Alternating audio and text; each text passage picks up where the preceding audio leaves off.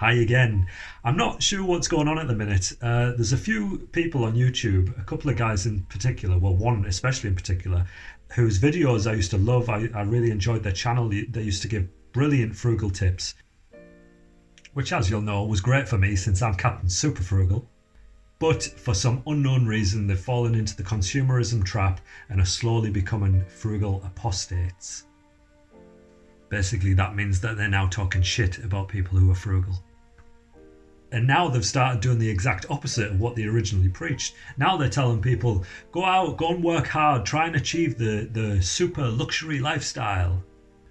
Look, I'm not saying don't follow your dreams. If you really want a Lamborghini or a mansion or a yacht or one of these extravagant items in your life, then by all means go after it. But you've got to understand that even when you get that thing, you're not really going to feel any different than you do now. It's not going to make you radically happier than you are now.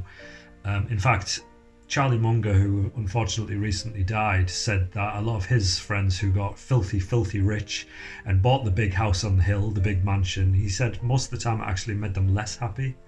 And you'll still have the added disappointment of wanting more even if you get it, because that's just human nature. It is very hard to be content with the things that we already have in life, and that's a good thing because it can give us something to work towards. However, if the thing that you're working towards is so far out of reach, so unattainable, then it's in the long run, it's actually going to make you more unhappy than you were to start with.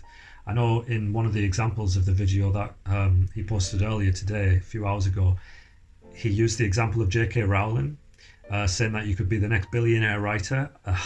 I mean, if you're a good writer, then obviously I would encourage anybody to try and make a career out of it if that's what you really enjoy and that's what you want to do. But if you're doing it in the hopes of becoming a billionaire, and that's basically what this guy was encouraging, then it's probably going to lead you down a path of despair that's ultimately going to make you feel worse.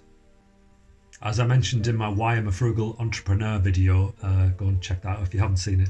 In that video, I talk about why I wouldn't want to be a billionaire, or why I wouldn't want to strive to be a billionaire, because of the bad trade between your time and your freedom and how much work is involved. What happened to these guys encouraging simple, minimalistic living? I thought the idea of them being frugal was to show that not being attached to the super rich lifestyle was what would actually bring a high level of peace and satisfaction in your life, which is true in my experience. The goal was freedom with your time, the most precious thing that we have. Now it seems the goal is freedom with your time, but only after you've worked your ass off for 10 to 15 years. I mean, yeah, I agree that working 5 days just to have 2 off is a terrible idea, but so is working 7 days a week for a decade. Surely a better idea is to have a healthy work-life balance. Work as little as possible and have as much time off as possible. That's what I would encourage. Flip the script, only work 2 days and have 5 off if you can.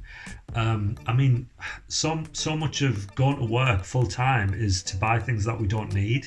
And if you can reduce your working hours and have more time off by obviously living frugally at the same time, then you'll have a much higher level of peace and satisfaction. You'll be able to spend more time with family and friends, get out into nature. I've talked about this stuff a lot. None of it costs money. You'll have a happier life.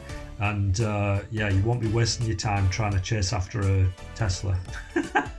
All right, hopefully see you next time. Ciao.